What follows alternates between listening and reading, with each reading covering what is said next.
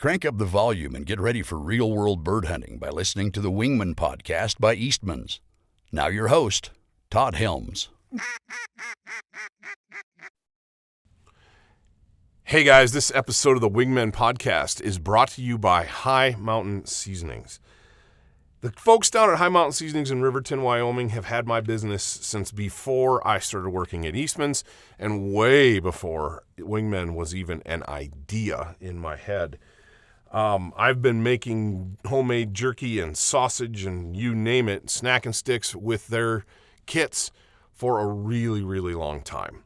Having the pleasure a couple years ago to go down and take a factory tour and film that and do a duck hunt with one of the guys from the company, Brian Tucker, was a pleasure. They have such a cool operation down there in Riverton, Wyoming, and to think that their product from little old Riverton spreads out all over the country and into Canada is mind-blowing. I know they do business internationally as well, but it's incredible to me. I can go in so many different places, from the local grocery store to any of the big box sporting goods stores, and find that product. I can go in, I can grab a box, I could take it home, and I can, within 48 hours or 72 hours, I can have some of the best goose jerky known to man. I can put that on a plate, and you wouldn't know it's goose. I mean, a lot of guys be like, wow, this is amazing venison jerky. And it's like, hey, thanks. Yeah, you're eating goose.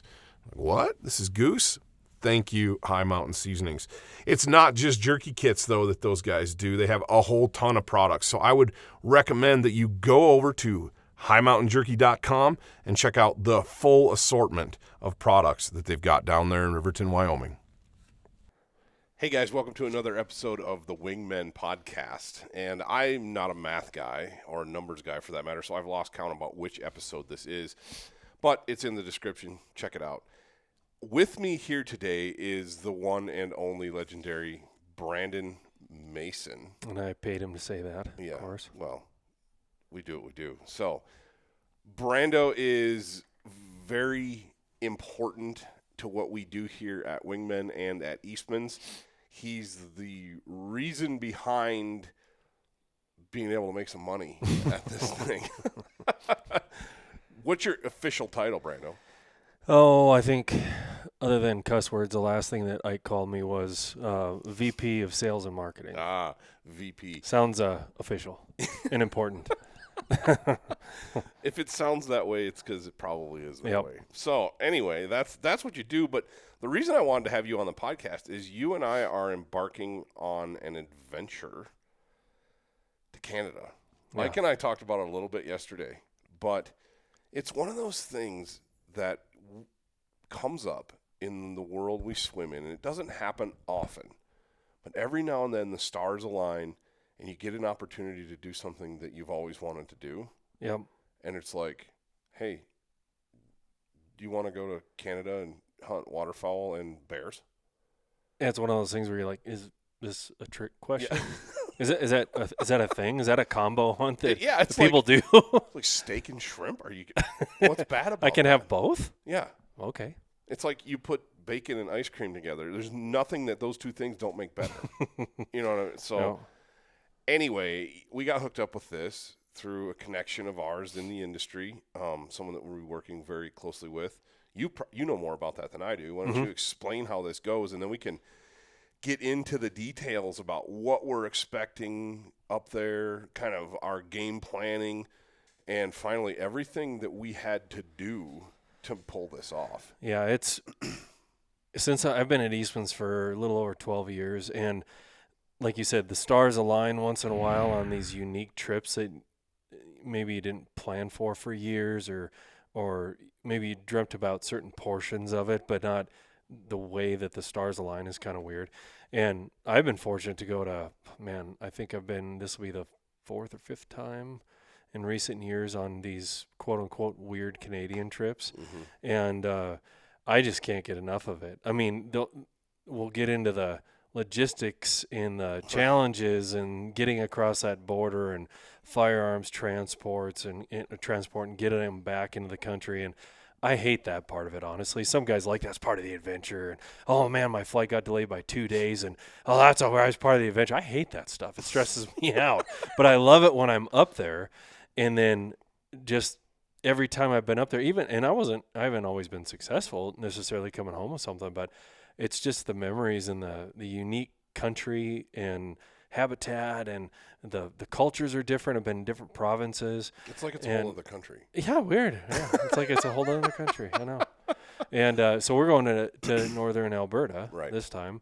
And so a friend of ours, friend of the Eastmans especially, they've known him for before I was here, Michael Deming with Pro Membership Sweepstakes. He started that here a few years ago, and he has a very small number of members, and it's a premium membership, but he gives away a ton of epic trips like this constantly. It's not like you have to wait for the draw results in June or like we do here in Wyoming or wherever else. It's all year long he's drawing for trips, and this isn't meant to be a sales plug for him. It's just cool how it comes up. And anyway, one of his trips, it's a long story, but he had already had this booked with the outfitter, paid for like 2 years ago, and things didn't work out for whatever reason with the guy that won it. And then we do more and more and more with him all the time. And it was a last minute deal. He's got to, send some hunters up there. And he's like, hey, what are you guys doing? Mm-hmm. And you and I were like, well, we drew some tags this year, but not a lot. And a lot of our stuff is later, like your deer tags later. Right. And so we're like, yeah, I'll go. And then this past spring, I got the bear hunting bug big time. I mean, I never really hunted black bears too much before this year. I mean, incidental contacts and stuff like that. And this last, 24 months probably. I'm like, I don't know. I think I want to get into bear hunting in the spring. And usually I don't do much of that because I'm turkey hunting and we're doing other things for Wingmen, and I love turkey hunting in the spring. And then on top of that, Mike Deming, who lined this whole thing up, he said, have you ever hunted waterfowl up in Canada? Telling me how crazy good it is. I'm like, well, I'm originally from North Dakota. I'm like, I know what good waterfowl hunting is. I mean, it's pretty epic there too at times. Exactly. And he goes, I said, I know good waterfowl hunting. He goes, no, you don't. Not compared to this. So I can't wait to see what it's going to be like. And then on top of that, my 17-year-old son gets to come with and be the camera guy. I know. On an epic adventure, So it's going to be cool. I can't wait till, hopefully Saturday we get across that border with no issues. And yeah, God willing. Yeah. Absolutely. North we go. It was one of those things that for me, we're sitting here at the board table talking about hunt plans for the fall and going over what tags everybody has and making plans. And, of course, the Wingmen stuff is always it tends to be after the big game. That's when our good waterfowl and our good upland hunting especially occurs where we here. live, yeah. Yeah, it just kind of naturally falls after big game. Mm-hmm. And so that's been the natural progression for what we've done this whole time. And to have Ike bring this up that, hey, this is an opportunity for Wingmen and Beyond the Grid. The bear portion will be for Beyond the Grid, but we get to collaborate. Yep. Under that Eastman's Hunting Journal's umbrella. That you guys interested in this? Is it something that Wingmen is interested in, that wants to go? And I'm sitting over there like, is he talking to me? Because yeah, I want to go. And I'm with you when it comes to the logistics. There's a certain amount of adventure, but I find like type 2 fun in adventurous situations, like piloting a canoe down Whitewater Rapids kind of thing, or finding just that type of stuff. The travel aspect of a 20-hour drive and the rigmarole and hoops at the border. That type of stuff isn't the adventure to me. Right. Yeah, me either. I know Ike says often that part of the reason why he's loved hunting in crazy places over his lifetime, out of this country, out of this continent even at times, he's like, I was telling him, I hate that stuff. He's like, oh man, that's part of the adventure. That's half the hunt to me. I'm like, man, not me. I love it when I get there. Right. I absolutely love that, but I do not. In fact, even coming back sometimes, I thought Dan Picard and I went to British Columbia a few years ago to hunt moose. And on our way back in, of course, we're coming back to our country, the United States of America. I'm thinking, well, basically like going through the McDonald's drive-thru. Like, hey, boys, yeah, we're back. And it was harder for us to get back in, partially because I didn't know of a certain form for my firearm that I needed. That was a good day. And just how we got drilled by the Border Patrol, which, it's their job. That's why we get to live in a safe country, is because they do that. Yeah. But when you're in the middle of it, you kind of wonder why it's necessary. And they threatened to throw me in prison and everything else. I'm like, I didn't know I needed this form. It's ignorant. I know I should have known this, but I swear I didn't know. Yeah. And thankfully they did a background check, let me through and everything. But if I'd had anything on my record, we would have not been coming home that night. Yeah, it's definitely something you want to have your I's dotted and your T's crossed for this. Right? I mean, we've been laying out the planning phase for a month now, month and a half, and just getting everything dialed to the point where, God willing, when we get up there, when we get to the border, we just go and across, and it'll be no problem, because we will have done the due diligence and we'll have everything squared away. Honestly, the drive, I'm looking forward to. Yeah, me too. Because it's a part of the world I've never driven through. I grew up way up north in the Great Lakes, and we were in Canada all the time, but it was Ontario. Mm-hmm. And the western provinces they're a totally different animal. And then we're going so far north in Alberta that it's like we're not just in a western province, we're in a northern part of a western province. And the Peace River, any waterfowler, I'd venture a guess that just about anybody listening to this podcast hears the term Peace River, and they know exactly what we're headed for. Yeah, whether it's waterfowl or on the bear side of things. Yes. I've talked to so many people that are just hardcore hunters, and, what are you doing this fall? What'd you draw? Where'd you go? And then this came up, the last few weeks, and we're like, this is what we're going up to do. And it doesn't matter which thing is their thing. They're like, are you serious? Yeah. Can I go with? Yeah, I know. It's everybody says the same thing. Dude, really? Yeah.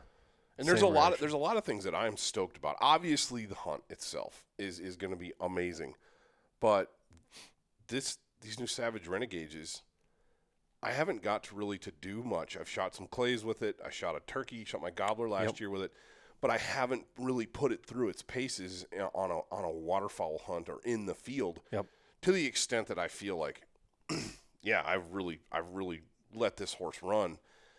I'm stoked because I love the way this gun functions and fits and feels so far. Mm-hmm. And I am stoked to get it in a blind in Canada and start running some federal premium through it. Well, and the action on it's so fast. I mean, there's some guns that, they perform well under optimal conditions, or maybe they're legendary brands that, that they perform well. But, and I'll be the first to admit I'm not a semi-auto expert. I've always been kind of a pump or break action guy, but I've been, obviously, the last few years here, I've been shooting more semi-autos. And for the ones that I've shot, it's the way that it cycles and how it manages the recoil. I mean, I can take this 12 gauge out and I know it depends on the load and everything, but when we were preparing for turkey season with my kids, I've got at that time 12-year-old daughter, she's 13 now, who was a little nervous to have her shoot that, and we were having her shoot a 20 gauge over and under that kicked way more than this thing did. Especially with turkey loads. Yeah, and this thing was just, the recoil's totally manageable. It cycles really well, and there's no jamming issues. I haven't had one yet. And we're heading up north with two of those Renegades, which is, I remember when Savage came out with those a couple of years ago, and we were like, of course, we've been shooting Savage on the Eastman side of things. On the big game side of things since 2008, something like that, a long time. And when they came out with, they've had the Stevens line of shotguns and all that, but a Savage kind of with some of the same features on their 110 rifles with adjustability and custom fitting a shotgun to you. We were like, that's interesting. They come out with shotguns. Didn't think much of it. And we got to see them at SHOT Show that year. And then, of course, now we're testing them and using them in the field. And I'm impressed. Yeah, me impressed. Too. Me too. Like I said, I haven't – this particular gun I've got maybe 3 or 4 boxes of Mhm. target loads through it, just playing. And flawless. I have not cleaned it. I'm going to clean it before I go to Canada. But I haven't cleaned it because I'm like, I want to see how many rounds of like federal Top Gun, for example, the target load that I can put through this thing before or if it even malfunctions. And I have no malfunctions with it at all. Yep. And it's still, like you said, still flinging empties 10, 15 feet away. And yeah, and that's not an exaggeration. I measured it this spring because the first couple rounds, it shocked me so much how powerful those were ejecting. Mm-hmm. It was impressive. If it does half as well as it has so far for me and performs the way I think it's going to in Canada, we're going to be super pleased. Yeah, and we're going to find out because from what I've heard, the birds are plentiful. Yep. And limits are quick to come. Yep. And it's going to be hit them. Yep. And it's Absolutely. 5 days of that, hopefully. I know. And it's going to be good. I'm chomping at the bit. It's one of those things. So we talked about logistics, getting into Canada. There's things that we had to do, of course, passports. Just there was an app we had to download, Arrive Canada. There's some other things we had to do, and I guess the point of what I'm getting at is Kyler, our outfitter, was instrumental in helping us with all of this. He gave us links. He walked us through processes. He did all these different things to make it easy for us. Mm-hmm. And I haven't done a ton of outfitted hunts, but the ones that I have done, and this is one of the reasons I'm stoked to go up there, the ones that I have done, when there's communication leading up to the hunt with the outfitter himself or a representative thereof, and they're walking you through things and making sure that they are setting you up for success before you ever get there, that's a good sign. And I didn't even tell you this. Today, on my lunch break, I got a message from him on his Zoleo device because he is in muskox camp right now. camp. And was just checking in on us, see if we're good to go. You guys still good to go to arrive this day? Hey, just so you know, in case I'm late because of weather, this is the guy that'll take care of you, but I'll be there no later than whatever day. But he's still planning on, meeting us up there when we first get in. And I was going to show you those messages. I'll bring them up. But yeah, they're, Wingmaster Outfitting is what he's called, and it's top-notch black bear. I mean, like 400-pound black bear plus. Obviously not every one, but there's a real potential for that. Epic waterfowl hunting, muskox, moose. He kind of does it all. He does a lot of stuff, and he's like Deming told me, he's hungry. He's a good businessman. He's a good outfitter. He's passionate about the outdoors. You look at his social media feeds, like his Instagram feed, just Kyler Nelson. Yep. And it's Nelson with a K. It starts with a K. And he just kind of exudes professionalism. Yep.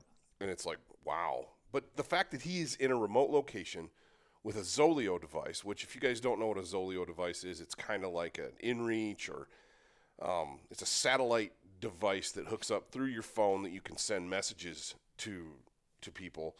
And the fact that he's taking the time out of his hunt day in a muskox camp in the far north Arctic of Canada to message the two of us about a waterfowl hunt. That's him. And it's not just like 2 words. He's writing paragraphs to me to make sure that we're good to go. That's incredible. Yeah, so anyway, a testament to him. My point with that, though, testament to Kyler, absolutely, and Wingmaster Outfitting.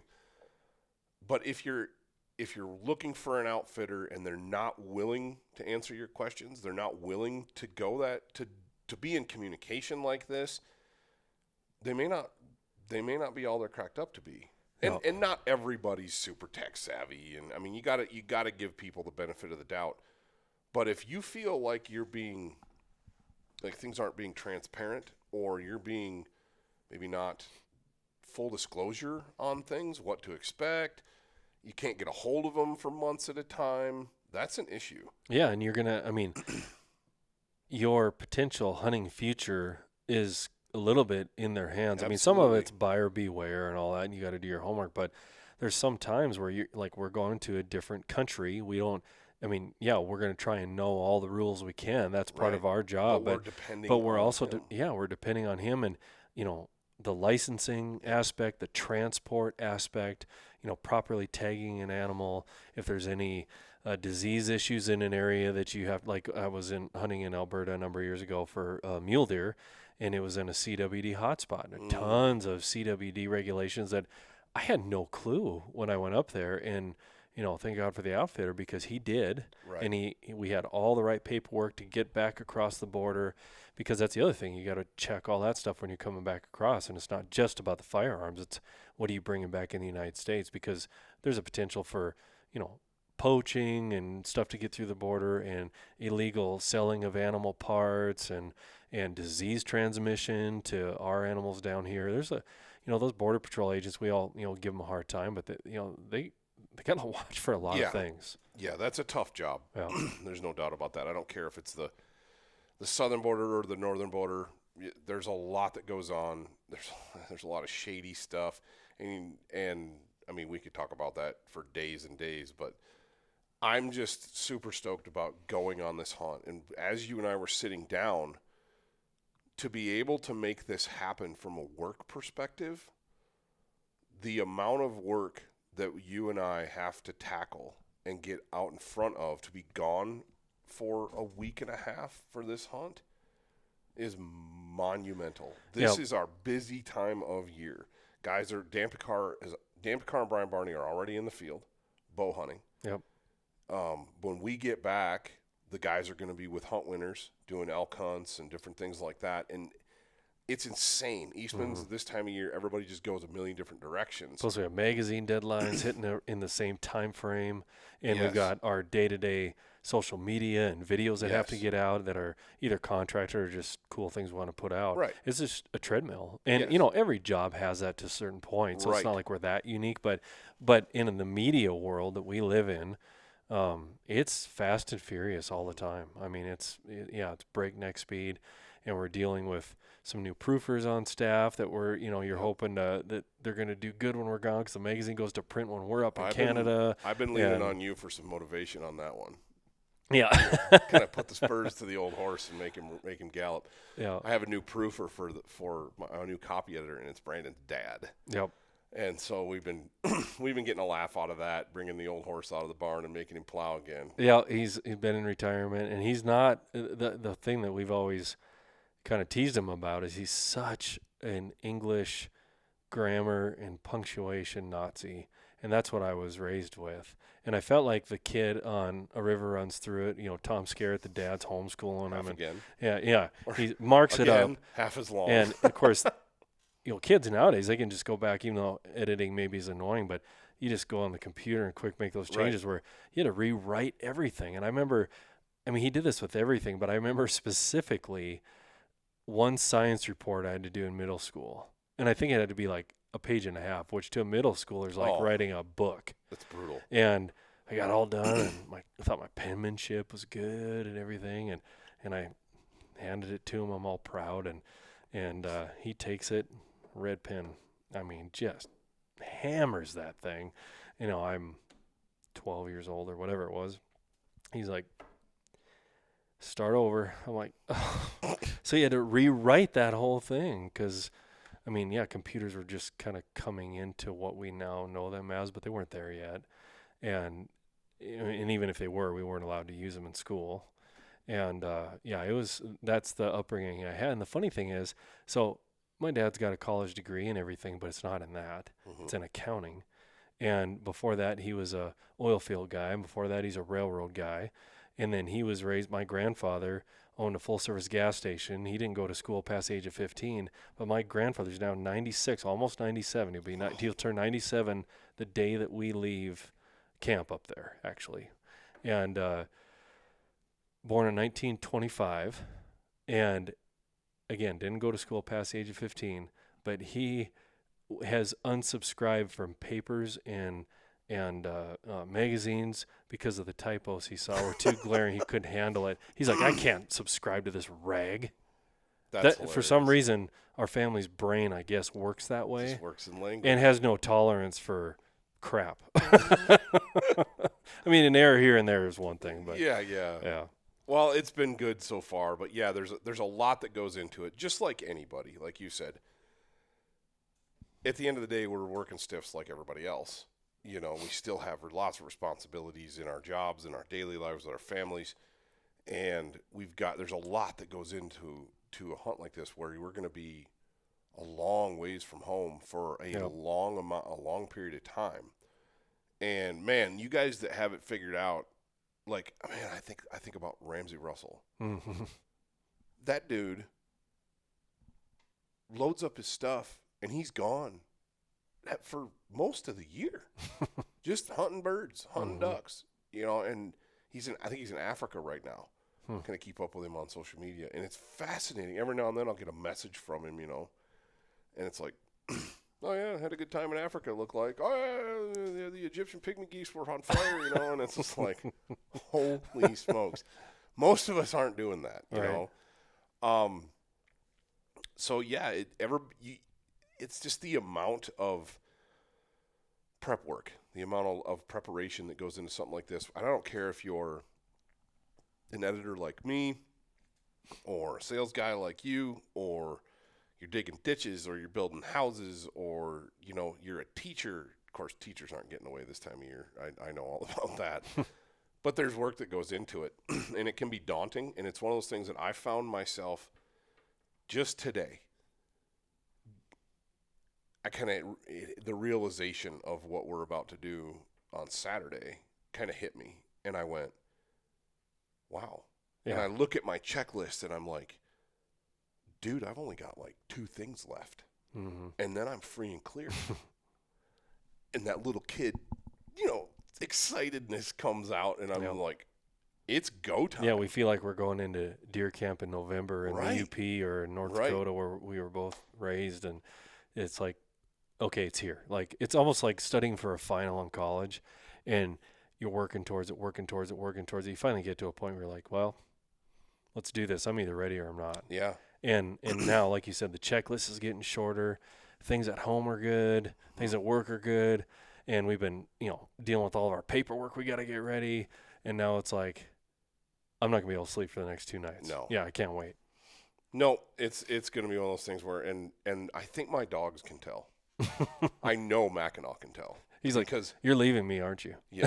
It's funny because I've been out in the garage before bed, kind of puttering a little bit here and there, just kind of, and I got the calls out the other night and ripped through a couple sequences, and he was standing right there looking at me. Of course, my young dog Hondo's like, he's clueless. He doesn't know what's going on yet, but he will. After this year, he will. That's for sure. But Mackinaw's like dialed in, like, it's that time of year. Yeah.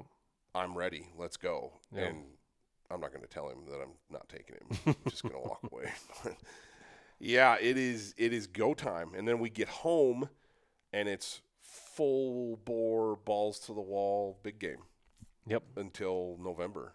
And I think that's one of the things that I love the most about working at Eastman's and in through Wingmen is, man, I get to do 2 things that I really enjoy. I get to talk about hunting all the time, read about it all the time.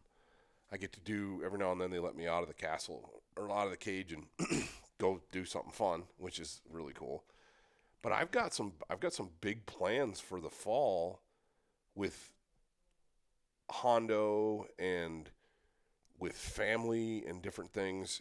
I want to hear what your plans are for when we get back from Canada. What are you looking at this fall? It's kind of starting with this trip up north and what I have left. It's a weird fall for me, honestly, and it's good, but it's just different. So as you know, I'm a mule deer fanatic, right? Yeah. I love mule deer.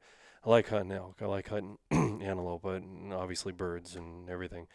And I had some plans to go into the famous Region G in southwest Wyoming, and that I don't go into every year, but you know, it's been a few years in a row, and off and on here and there. But doesn't look like it's going to happen this year, and the reason for that is because of another, for lack of better terms, weird opportunity that I drew. As you know, the antelope tag I drew it's nothing you're generally going to brag about drawing. Right. It's an okay tag. It's not great. It's not terrible.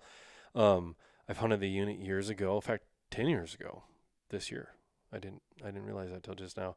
But we're friends with the people at the Theodore Roosevelt Conservation Partnership, TRCP, and they approached us, man, months and months ago, because we've done a lot of cool documentaries. In fact, our big sage grouse one is project. Debuting this weekend, the short version. Yep, the short and then version. Longer after the first of the year. But that's an epic project of massive proportions because of what has gone into it. A bunch of us, we're kind of thinking, you, Ike, me, like, man, what if we took our migration mule deer film and sort of did that with sage grouse because of how many different things that affects. Anyway, Right. So that's debuting. It's been 2 years in the making. It has. And because of our successes or doing a good job on those, I guess, TRCP approached us that they actually had a film that they wanted to do, It's their project, but they hired us. Usually we have an idea, we have a project, and we do it. Yeah. And it was them coming to us saying, man, we love what you guys are doing on the conservation side of things. And can we hire you as a production company to produce this documentary that we need to have done? Because we can't think of a better partner to do it. And it's dealing with access issues in really across the country, but predominantly out west in Wyoming and in states like Wyoming, and talking about easements that are really largely unknown to the general public and even to the agencies that manage them, because they've been stuffed away in a file cabinet, never digitized. And there's federal funding behind a bill called the Mapland Act, and it got passed. And so now we're doing a project with them that's going to come out probably after the first of the year also. We're in the process of doing interviews and filming of that. Anyway, my antelope hunt is the hunt that's going to tell that story. And so I went from just knowing the guys at TRCP and kind of, approaching or pitching our team on what they want us to do. What do you guys think? Should we do this? To just because of what I drew and nobody else did and whatever, that it's my antelope hunt that's on this one. And so it's an access nightmare in this unit to get to public lands.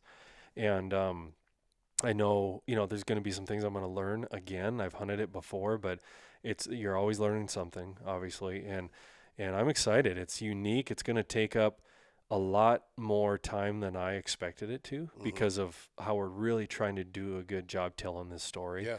And but it's exciting, Lindsay and me and TRCP, and we've been on conference calls with the BLM, and we're going up to Missoula to interview BLM Forest Service, and we're going down to Casper, Wyoming, and we're interviewing Game and Fish Department personnel and access programs, and so that's going to be a big push of my fall, is that one antelope tag.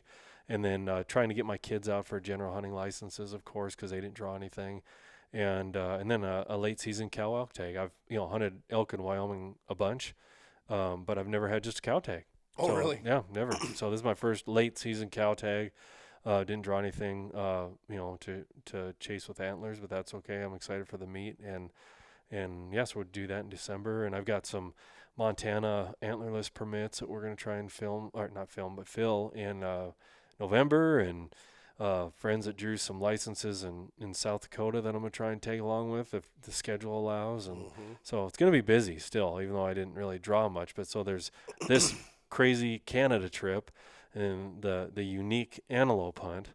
And then, it's going to be more of a shotgun approach, really, to the fall. Yeah. No, it'll be fun. That's one of the cool things about, we're blessed to live in Wyoming, as are a lot of people that live in cool places like the West, the Western states, a lot of places in the Midwest. There's a lot to do.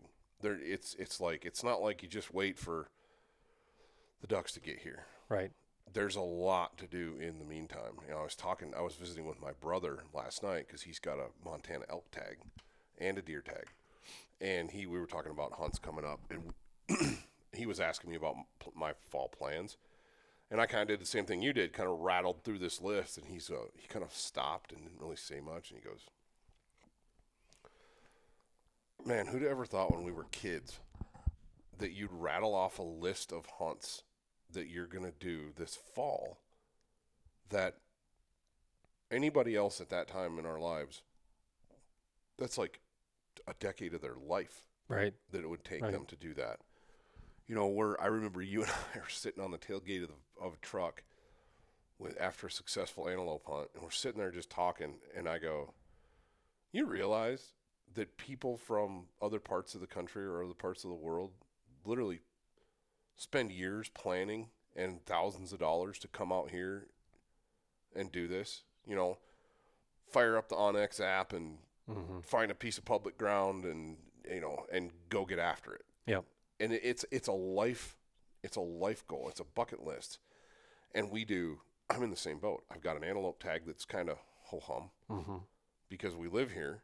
And I'm like, it was a second choice, and I'm like, I wasn't even really going to plan on hunting it. And then buddy called and he's like, yeah, come on over. Come on, it'd be fun. So it's like, okay.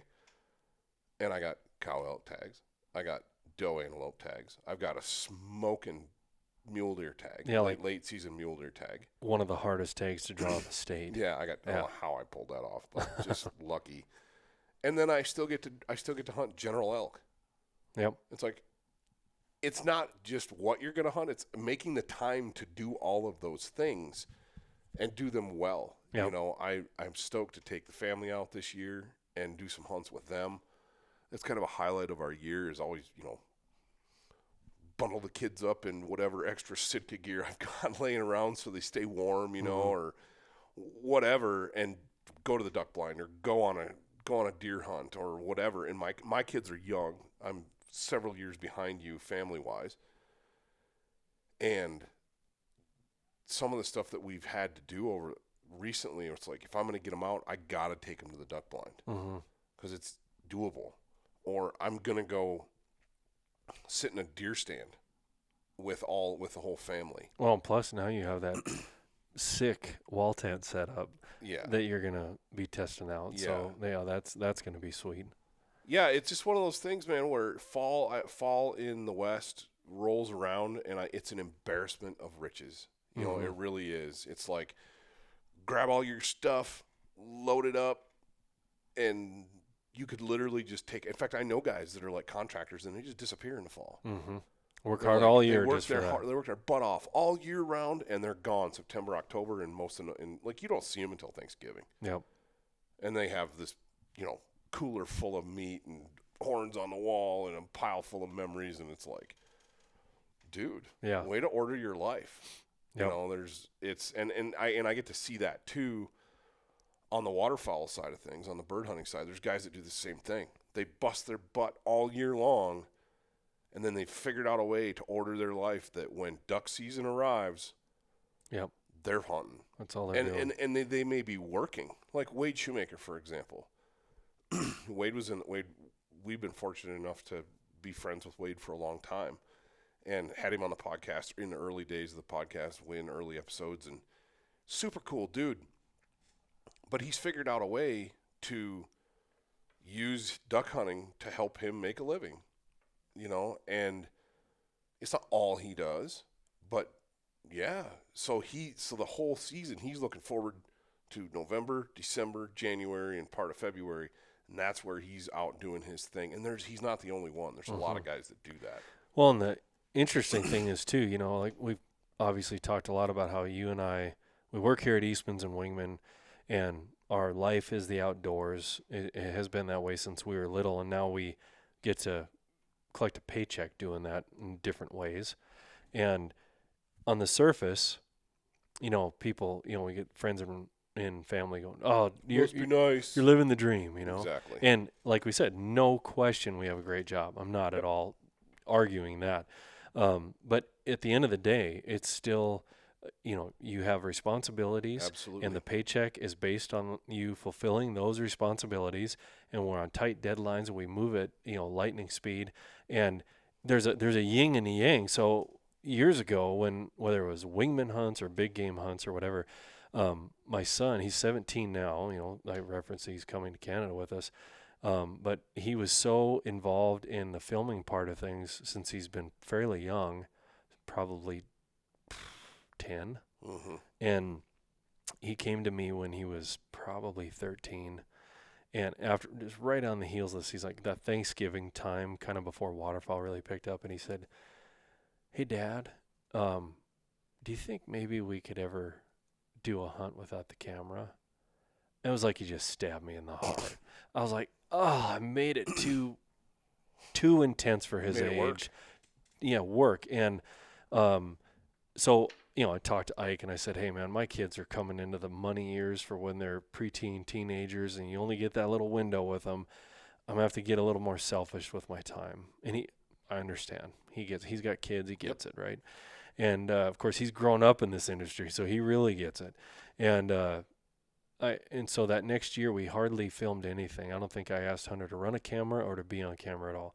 And at the end of the year, though, the thing that was interesting is he and I had gotten so used to that extra level of intensity that comes with it being part of your job, we missed it.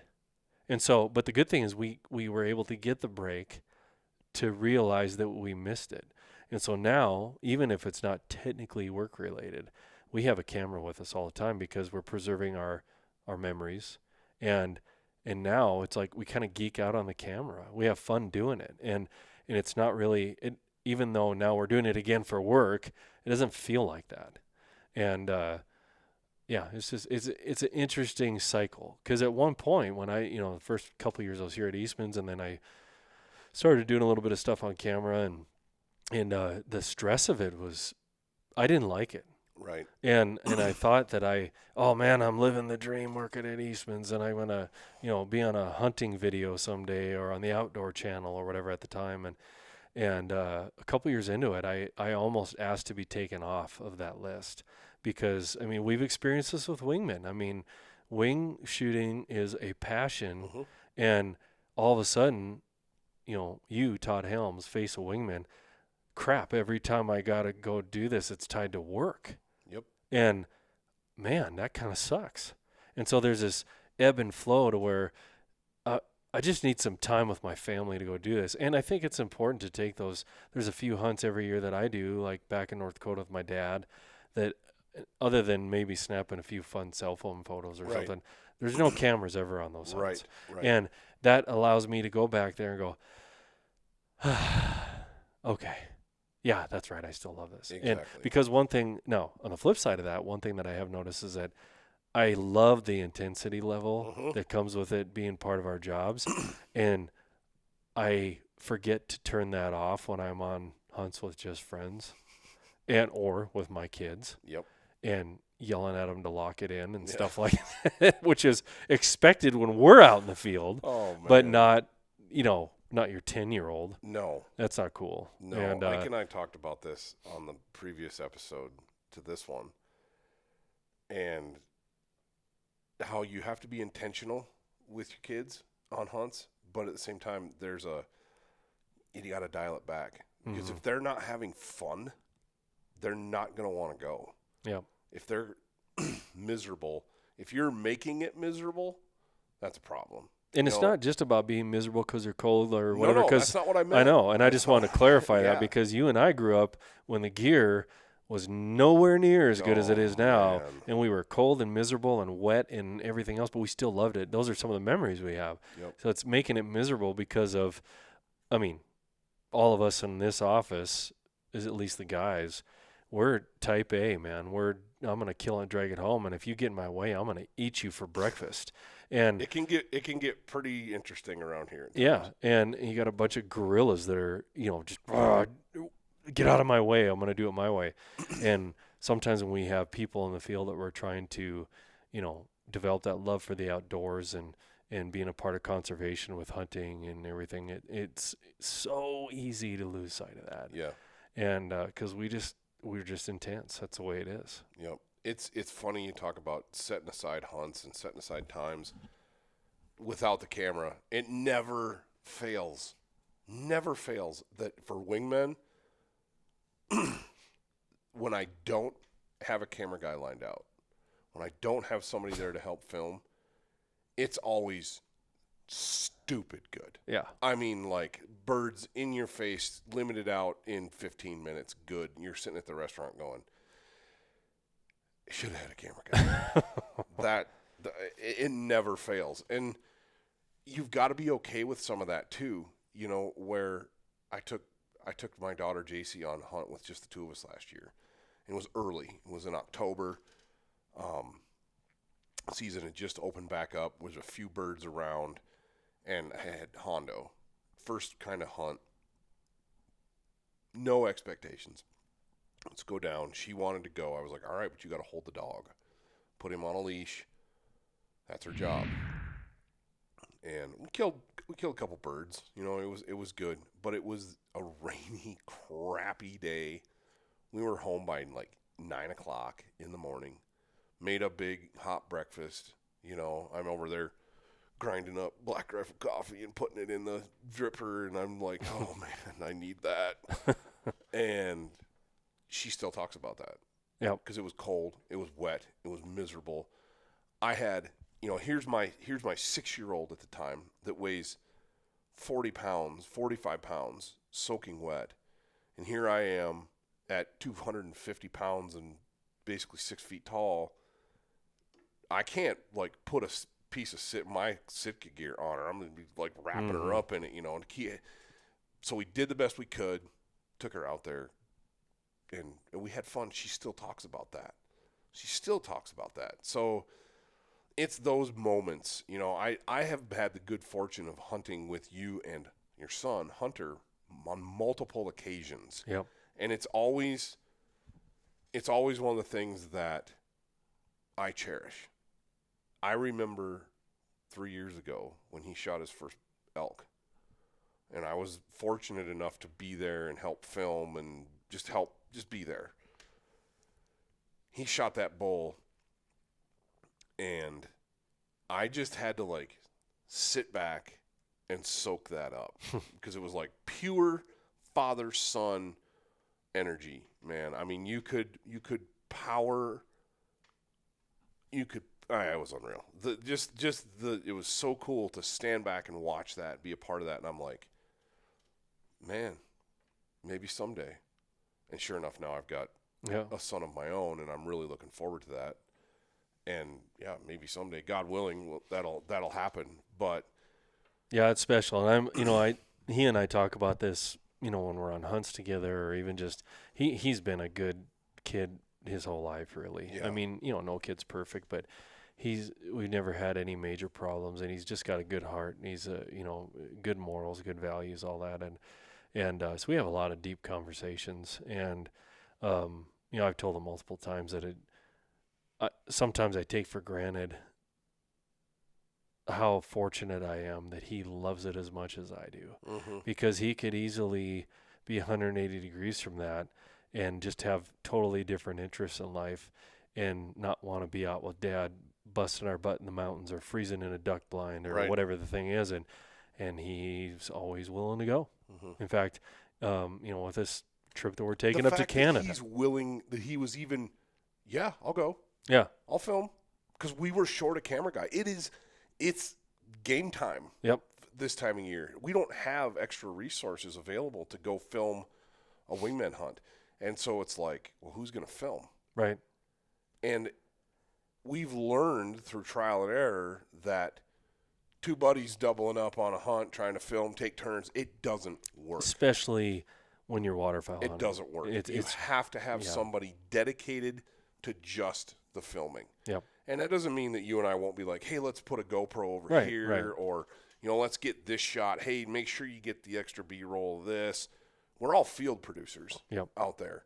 But to have somebody that's job, whose job is to capture footage, that's huge. And he's hunting with a camera, basically. That's his tool in the field. And the nice thing is, too, he's been raised around this, Eastman's Publishing, but also raised, when we don't have anything going on, which isn't often, but when we don't have anything going on, we're watching, you know, old Dan Fitzgerald videos, and we're watching old pheasant Duck hunting videos that I still have my complete set of Duck Commander DVDs. I used to have them all on VHS, and now I transform, and I still have a DVD player. Unlike Ike Eastman, I still can play DVDs. I've got a VHS set that Chevy Truck and Ducks Unlimited put out in 1988, I think, or 89, and they're short, like 28-minute videos, and one of them is on hunting pheasants. And of course, growing up in North Dakota, I mean, we know what good pheasant hunting is. Right. And it's this cheesy old video that I remember watching over and over and over again, because at the time we didn't have much at our fingertips either to watch. No, and then it's not since like then, today. I got some software that, and thankfully there's still in our house. We don't really use it too much, but there's a working, functional VHS machine. Oh my! And so I've got the cables to hook up from that to the computer and digitize all that stuff. So I have all those old videos that you can watch at the drop of a hat. Really. I have a VHS that I need to do. It's a Gordon Eastman VHS, and it's a fly fishing video he made. Oh yeah, Golden Circle. Yeah, I know what you're talking about. But I have no way to watch it. Huh. So I'll give it to you and we can figure something out. Yeah, it's easy. That's a rabbit trail. Holy smokes. This is a Wingmen podcast. Anyway, we could obviously, when you get Brandon and I together in any kind of a situation, we like to laugh. We like to tell lots of stories. We both have a penchant for old things, for nostalgia, and I am stoked for this hunt. I think it's going to be a ball. I'm really excited to put all of our partner gear, some of this new stuff. You know, I've got a new jacket from Sitka, the new Jetstream jacket to test. Yep. We've got Federal ammunition to put through the ringer. Actually, Onyx Renegades. Onyx now has layers for up in Canada. Yes. That we're going to test out for the first time. And like I said, I've been to Canada on other hunts, and I was always wishing I had that information. Partially because I'm a map geek, and I like seeing where I'm at and all that. But on every hunt that I've ever gone on, I like to, even if I can't find a paper map, like in Canada, it's sometimes a challenge depending on the province. And I like to have that just as part of my records from that hunt, so that when I'm an old man, I can look back at it and show my grandkids and everything. And now some of the hunts that I haven't been able to find paper maps, I can take screenshots on the device and save them. And so I've done that, but it didn't really make a whole lot of sense before. There's nothing up there, and it was a challenge to get it. So I'm really excited. I just found out about that about 2 or 3 weeks ago. Yeah, it wasn't long ago that we found out that they're adding Canada. Yep. Which is it's super cool. For me, I like to be a part of things. I like to get my hands dirty. And so this hunt, we're going to be hunting bears in the afternoon. But if I have a chance to go help a guide scout for the next day, or if, whatever, having those provinces, having that Onyx information at my fingertips up there on my phone makes it so much easier. I know when we were in Oklahoma, we didn't just sit on our thumbs. If we didn't have an evening hunt lined up, we were scouting. Yep. I was out running roads, and the outfitter'd lay out a block. He'd be like, hey, there's water here, and, go here and check this. And I'd make the loop, man. We'd be looking at our Onyx going, yep, okay, nothing on that pond, or, oh, wow, there's a bunch of geese on this one. We're dialed in. Let's do it. And a tip, too, for anybody that's listening or watching, on going on these outfitted hunts. I'd never done an outfitted hunt until I started working here. And there's been these unique opportunities that come up that you just get to take advantage of. And you want to be respectful of the outfitter and the guide and not step on their toes. But at the same time, I've been I'll use that Alberta hunt that I was on before. Dan Picard and I, just because we just feel like we're in hunting camp. I mean, it's not, we don't feel like, I paid you, so you better, we're not that type of people. And so we were thinking ahead and helping the guys with stuff and helping process animals and helping going to get a case of beer at the grocery store, so that when because we got done early one day, and when the rest of the hunters showed up, the outfitters the guys didn't have to go do that. And I remember the outfitter coming in to his shop where we were dealing with all that in animal processing, and he went, who went and got all this stuff? Because he was going to commend one of his guides. He said, they did. And he looked at us, he goes, nobody does that. Right. And so it formed a friendship where it was just supposed to be technically a little business trip, It's a business transaction, right? And but you can make it more than that. I'm not trying to one-up you, but I like to relate to people's stories with stories of my own. And I did a spike camp elk hunt in Colorado with my dad and my brother. I don't know, man, probably 9 years ago. Well, we got there, and they had some guys knock down some elk the day they were supposed to come out. They killed some elk that morning, so it made them late. So instead of going in that day, we waited another day and went out the next day. Well, there's nobody around. None of the guides are around. The only person that's around is the little gal, the kind of like the camp manager gal. And she's got to help people process, book people in and get all this stuff done. She's got to cook the evening meals. She's got to do all this stuff. And we're sitting there with nothing to do. I mean, you can only pitch bags or horseshoes so much, and we're riding around looking at the countryside, and went back, and it's about lunchtime, and she's like, I got stuff for sandwiches, but we usually, you guys aren't. There's usually not people here at lunch. It's like, don't worry about it. She's like, I said, is there anything we can do to help? And she goes, can you guys do ribs? Like cook ribs? And my brother and I were like, typical dudes. Can I cook Of course ribs? we can cook ribs. Yeah. We walked outside, and I'm like looking at what we're cooking on, and it's this. I'm like, okay, I guess we're going to make this work. It's basically a handmade smokehouse, just plywood slapped together with old refrigerator racks in it, and a bucket, a metal pail underneath for coals. And we started those things at, I don't know, like 11 o'clock in the morning, and we cooked them, smoked them like all day long, seasoned them up. And I'm not talking like 2-3 racks. It was like 10 racks of ribs, maybe more. And we fed the whole thing, and it was the same thing. That outfitter walked in that night, dead tired from packing elk all day. And he's thinking he's still got to cook and all that stuff. How am I going to feed these guys? I can guarantee you he's already thinking, I don't know how I'm going to feed these guys. Maybe we'll just go to town. And town's an hour away. Yeah. And he comes in, and we'd made mashed potatoes. We just kind of helped out in the kitchen. And he had the same reaction. He's like, wow, who made the meal? And the little guy was like, they did. We just did it because it was there. We wanted something to do. We were bored, and we like to cook. We like to help out. I think anytime you can help on a hunt without stepping on toes, like you said. Right. Look for those opportunities. If you're going to go on a hunt, look for those opportunities. Be willing to help. Be willing to lend a hand. It may be welcome, and it may be, nope, we got this. Yep. But at least make the offer. Exactly. So I'm just thinking, we've been, I know talking for a while, but one of the things I love to ask people, and especially in the bird hunting world, is that when the days are off the charts good, you'll remember for the rest of your life. And that doesn't matter if it's, laying in a field and having a really good field hunt like we did on New Year's Eve this past year, or if it's, on the river, or if it's sitting in a little slough somewhere, right, or if it's pheasant hunting in a CRP field and there's so many pheasants that get up you can't shoot because there's too many hens and it's a wall of black basically. It's one of those word association things. Like, don't think. Best bird hunt. It can be upland. It can be waterfowl. Let's stick with those two because turkey's usually solitary type. Yeah, I mean, you can get it in a different. flocks, but Turkey's I mean not. different.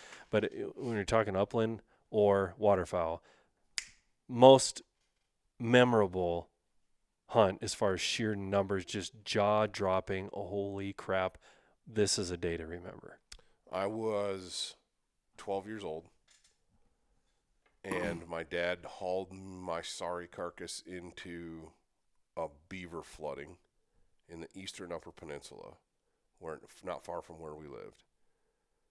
And I killed my first, second, third, fourth, and fifth ducks that night. I think the limit was 4 at that time. And I shot my 4 mallards.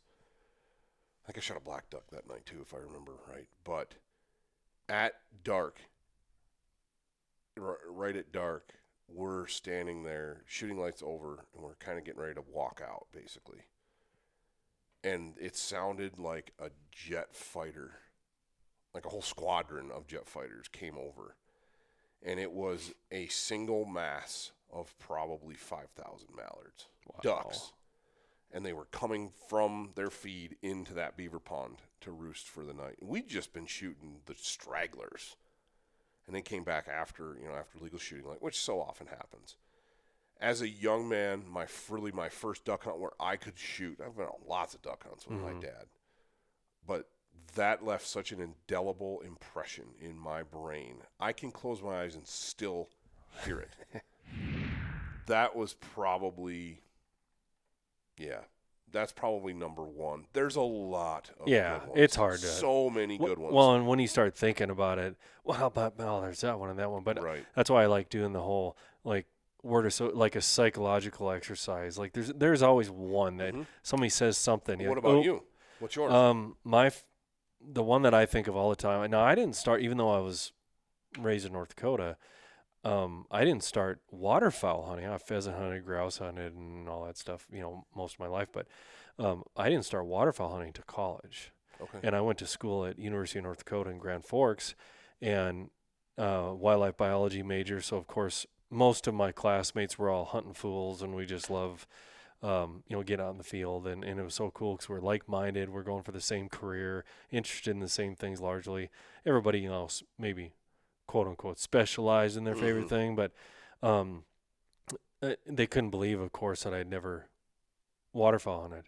And, like I said, been on the field, waterfowl everywhere in North Dakota all the time, but we went out, and I don't think this was it wasn't my first trip, but two of my good friends that I still stay in touch with, they, we affect the guys that I mentioned maybe hitting up with in South Dakota. It's these same two guys. Okay. We were in the wildlife biology program there, and good friends. One of them and I worked at the North Dakota Game Fish Department for many years together, and just been there, done that. Done a lot of things together. Anyway, it was a pathetic decoy setup really on our part because we didn't have any money. We didn't hardly have anything. In the early days, man. And you do what you can. And we had, just pretty crappy gear really. And this was probably in 99, somewhere in there, 98, 99. And there's this little slough that was sort of connected to another little slough in this crop field. And we didn't really, we were set up and we're calling and everything. And then we saw it off in the distance. We're about an hour west of Grand Forks, and we see kind of a small flock, what looked like, we thought a small flock of mallards coming our way. We're like, man, they look like they're kind of beelines. Get down, set up, because we were going to peel out and go home. And they're coming, and they're committed hard. And about the time somebody's getting ready to call it, we're like, just wait. There's some more behind them. Just wait. Just let them pile in here. And they dump right in front of us in this little slough. I mean, this thing's smaller than most people's garage. It's a little body of water with cattails around it. And then that next wave is coming, and they dump in, and we're about ready to say, take them. And wait, there's another group coming. And as far as you could see for I don't know how long, swarms of mallards. And, of course, once the one group committed to coming in, they're all coming. And they're all coming on a line. And I don't even have a guess as to how many ducks there were. And it got to a point where we really had no intention of even shooting. It was the most amazing thing we'd ever seen. And we didn't know how all these birds were fitting in the water. Wow. They were literally all stuffed in there like sardines. And, I mean, it's like a can of oysters right there. They were all just shoved in. I don't know how they were landing. And we were sitting in the cattails just watching, listening, and all the noises like you were talking about. Super overcast day and kind of crappy outside. And, I mean, our jaws were hitting the floor. And we finally stood up when it was like, it's time to go home. And there were so many birds. I mean, we stood there holding the barrels of our shotguns with the butt of them on our boots. Had zero intention of shooting after that because it was that dumbfounding what we were watching. And we're like, we didn't say this, but we all had the same thought. Let's just see what happens. Right. This is amazing. And when the three of us are together, which, we're all living in different states and it's hard to get together, but when we're together on a hunt or something, remember that time when all those mallards came in that one little slough? It was amazing. Oh, that's super cool. Well, I think that's probably a pretty good way to end this because we got 20 hours, 40 hours grand round trip of driving to do. We're going to be trying to record some more content as we go. Maybe multiple days, maybe like hunt recaps at the end of the day type deal. I don't know how exactly we're going to do it, but we got a lot of stuff to cover, a lot of stuff to talk about while we're up there, and I am stoked. I'm stoked to be going with you and Hunter. So many times a hunt boils down to who you're with.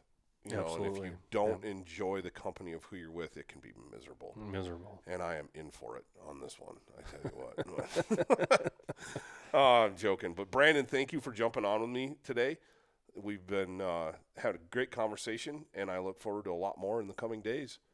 Yeah, it's going to be fun. Hunter and I were just talking about that, I think it was 2 nights ago. We're like, now that this is really, like, it's a reality, we're going. It's a couple days away. And we both said, I can't think of a better person to be doing this trip with than Todd. No, you're right. Yeah. Your best quality is your humility. You know? Absolutely. Well, cool. I appreciate you saying that, and I feel the exact same way, and this is going to be a lot of fun. Yep. So, Sounds good.